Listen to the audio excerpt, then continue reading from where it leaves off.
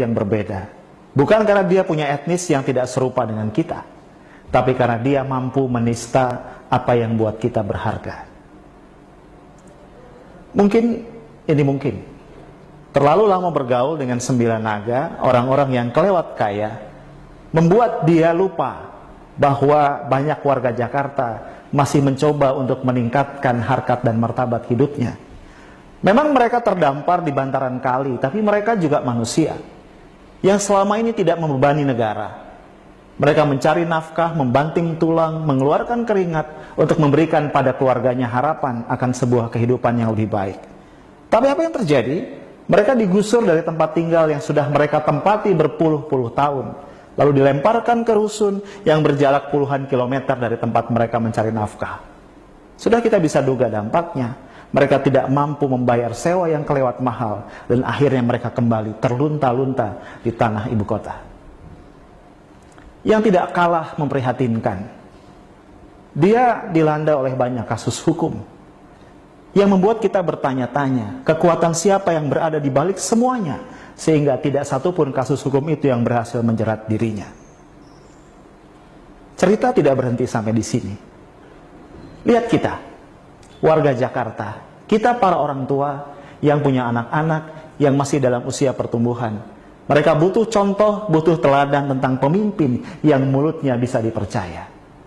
Persoalan muncul ketika dia ternyata mampu mengatakan hal-hal yang menggambarkan isi toilet kita di ruang-ruang publik ketika dia bicara. Yang tak kalah parahnya adalah kita tidak melihat konsistensi dari dia.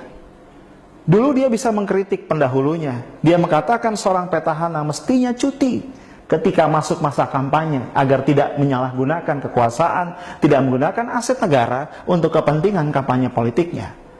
Tapi yang terjadi ketika aturan itu mengenai dirinya, dia menggugat, dia minta agar Mahkamah Konstitusi melakukan judicial review atas aturan itu. Dia ingin agar dia bebas melakukan kampanye ketika dia masih menjabat sebagai pemimpin ibu kota. Yang juga tidak bisa dilupakan, dengan luar biasa dia mencaci partai-partai politik, mengatakan mereka mencuri suara rakyat, dan kemudian dengan gegap gempita membangun sebuah barisan sukarela untuk mendukung dirinya maju lewat jalur independen dalam pemilihan pemilu kada berikutnya. Tapi apa yang terjadi? Ketika beberapa partai mulai menyatakan dukungan kepadanya, dengan mudahnya dia mengatakan, ya sudahlah, saya maju lewat jalur partai politik saja. Pemimpin seperti apa yang konsistensi ucapannya tidak bisa kita pegang? Pemimpin seperti apa yang bisa mengubah pandangannya dalam waktu singkat tentang hal-hal yang sangat mendasar?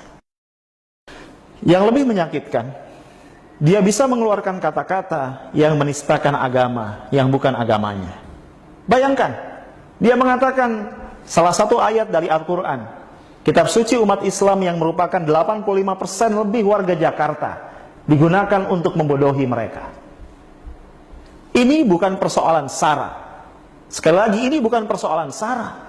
Ini persoalan mulut seorang pemimpin yang tidak ditakar dampaknya. Dengan kata lain, ini persoalan inkompetensi dari dia yang tidak tahu apa yang pantas dan tidak pantas dikatakan oleh seorang pemimpin ibu kota. Dia mungkin tidak sadar, seorang pemimpin punya 2 peran mendasar setidaknya dimanapun atau di komunitas apapun dia memimpin. Pertama, pemimpin harus mampu menjadi cultural ambassador, mampu merepresentasikan nilai-nilai dari masyarakat di mana dia hidup dan memimpin. Jakarta adalah representasi Indonesia yang bineka. Oleh karenanya pemimpin Jakarta harus mampu merepresentasikan penghargaan dan penghormatan terhadap kebinekaan. Yang kedua, pemimpin harus mampu menjadi seorang solidarity maker, orang yang mampu merajut dan menguatkan solidaritas masyarakat, menjadikannya masyarakat yang bersatu untuk menjunjung tinggi kebaikan. Pemimpin tidak boleh mengeluarkan kata-kata, sikap atau tindakan yang menyakiti perasaan orang-orang yang dia pimpin, sehingga merusak bangunan kebinekaan yang berpuluh-puluh tahun sudah kita perjuangkan untuk membangunnya.